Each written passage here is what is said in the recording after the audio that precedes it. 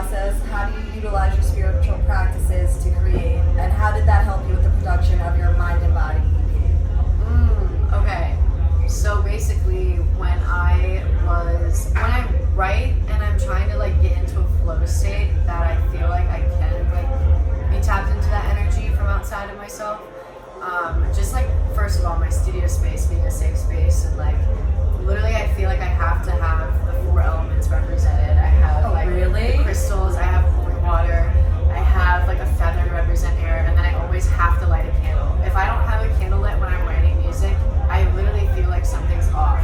And so when I have all of that like basically represented, it's basically like the same as if I were to give a reading to someone, how would I make a sacred space? Yeah. And so like having my cards like an altar, like. And sometimes what I'll do is I'll pull a tarot card, or I'll pull an oracle card, and then I'll write music based off that card. No way. Yeah. That's so, sick. Yeah, a lot of the stuff coming out in the future album like has to do with oracle cards, or I'll like I'll write a poem before about like a dream or some experience I've had, and then I'll go off the poem and write a song. And didn't you say that you've been writing your dreams down like for the past few years? Yeah, so I've been writing my dreams down since 2011. I had a dream. No way, really? Yeah, I have it in my I have it in my notes too. I had a dream that there was, this is kind of messed up, but there was one of the biggest tsunamis and earthquakes to ever hit Japan. I had a dream before it happened as a kid, and I remember seeing the letters like tsunami spelled out, but I didn't know how to spell it at the time. So I was like, what is, like who knows how to spell tsunami? So it was in my dream, and I basically lived through this girl's perspective, going through the whole thing, and I woke up, and then I went on AOL News, saw there was tsunami. I was like, oh my gosh, my dreams are real, and I started writing them down, and a lot of stuff has been like, a lot has come true, whether it's like, a lot of the time it's in code, that's why it's called the Code of Dreamz, but sometimes it is really just like so in your face, like this is gonna happen, or like tell this person this, or like you need to do this, but a lot of the times it's like code like that, but yeah. That's nuts. Yeah. But I feel the same way too, like I've had dreams and like, then it happens, and I'm like, alright, I'm like, wrap it up. Like what are you supposed to do though before that? Like I'm not gonna go like freak out like a crazy person. I had a dream, there was an earthquake. Like, okay. It's almost like guidance in a sense, like this is what I'm gonna let you know, and then how you're gonna deal with it. So the Code of Dreamz album also is a thing because when I was told, my team was like, you should like think about writing an album. I had a dream the next night telling myself to call the album the Code of Dreamz. No way. Yeah. So much. Okay, that's dope. Yeah. I love that. That's sick. And that literally goes into the next one. What does your Code of Dreamz tour mean to you? And what was your vision when it came to the tour, like from the jump? Yeah. So basically, I wanted to like create a space for myself and everyone that comes to kind of embrace their child hopes, wishes, and dreams. Whether that's literally in your head at night when you sleep, or like your manifestations and your goals in life. And so, I wanted to create that space to cover. It's supposed to be like my younger self in my bed. I have like my childhood cat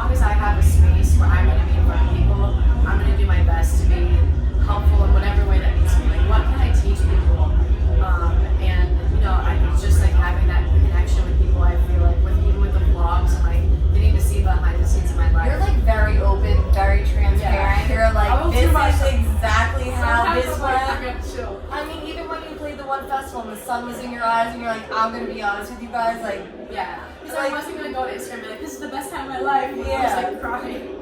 But yeah, like, and I also like I say all the time. I feel like my fans, they just give me like such thoughtful gifts.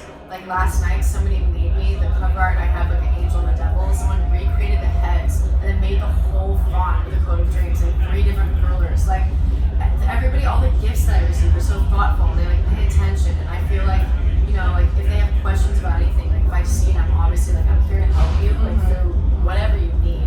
And I help in general. My music can help that too. Like I'm always just like you've always been like that though. The first time I met her, this is not a joke, she was DJing, and I met her at Towson University, and I was so nervous to meet her. I was like, oh my god, she's the DJ. You opened up all of your equipment, she showed me her whole setup, and that's how we became friends. Like she literally showed me everything, so like that just translates. But no, it translates well because like that was years ago, and now you're still in the same position, well, different position, but same exact energy, doing the same thing. So that's funny though. And then, has your music career helped you discover anything new about yourself? Everything. Yes, really.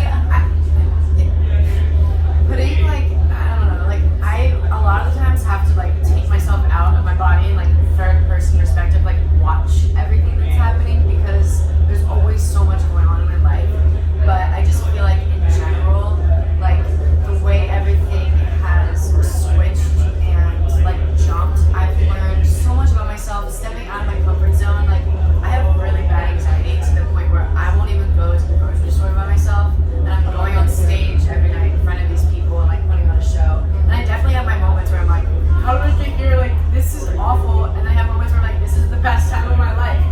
And it's just like I've just learned so much about stepping out of my comfort zone and being able to do that and being proud of yourself for doing that. Like I never thought I could go through an airport by myself, and now I do that every single week, right? And so being able to face my fears in that way has been awful, but really rewarding at the same time. No, I feel that. And I just trust it. Like I just trust when I have to go through things like that.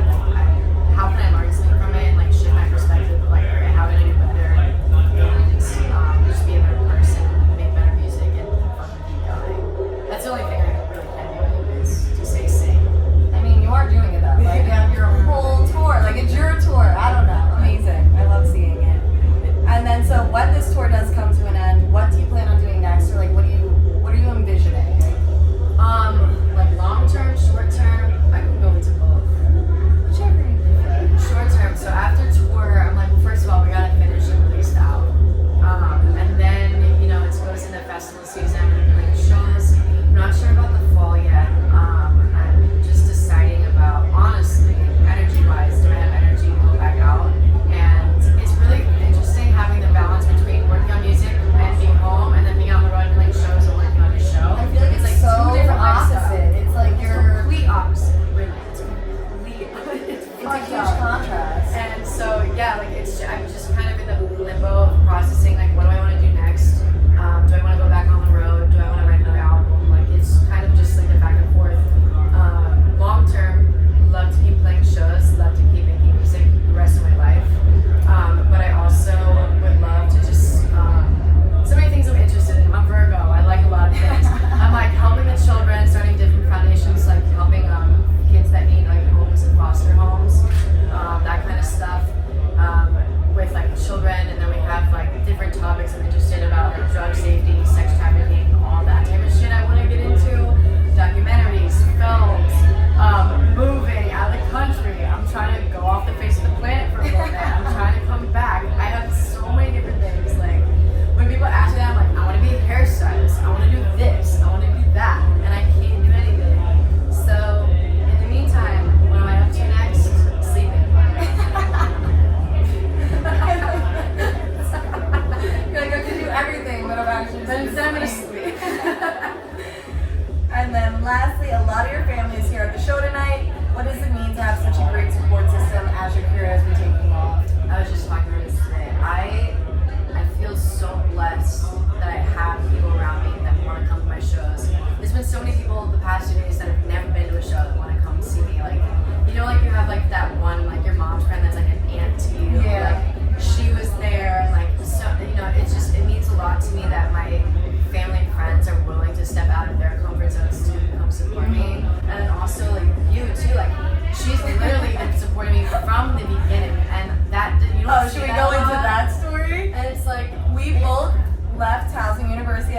same exact time. Well, no, I left first, and she texted me, and she's like, "Did you leave?" And I was like, "Yeah, I left." And she's like, "I want to leave too. Like, I want to be a DJ." And I texted her. I swear I manifested this. I said, "Drop out, become a DJ, and I will be your groupie. Like, I will follow you on your tour."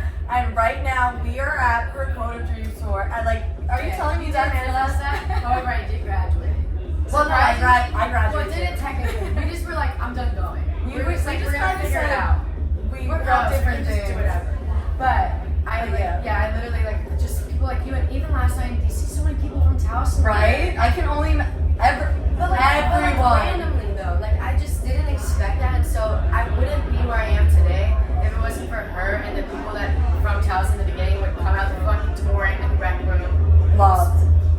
Like we love it, but it's like we love it because it's like so bad that it's good. You know what I mean? Like so so I wouldn't be here without like the initial support of everyone around me, and it really does mean a lot to me because I literally would not be sitting here if it wasn't for people like her and like people that have been there for the start. And that's like like even like if I'm gonna go deeper into it, like with like ticket sales and shit, it's like you get books. Obviously, like you can be the best DJ and producer in the world, but if you don't have like a support system, it's not gonna happen for you. And so that's where I see like I'm so lucky that no matter what I go through and no matter what I put out the worst song ever. You guys will be like, fuck yeah. So like just having that backing and like just like the transition there, it's just been like why I'm here. I just appreciate it a lot. Couldn't do without you. well, I remember I'll be here till the end. you was like I remember too, like because I met her at Fangirling. I was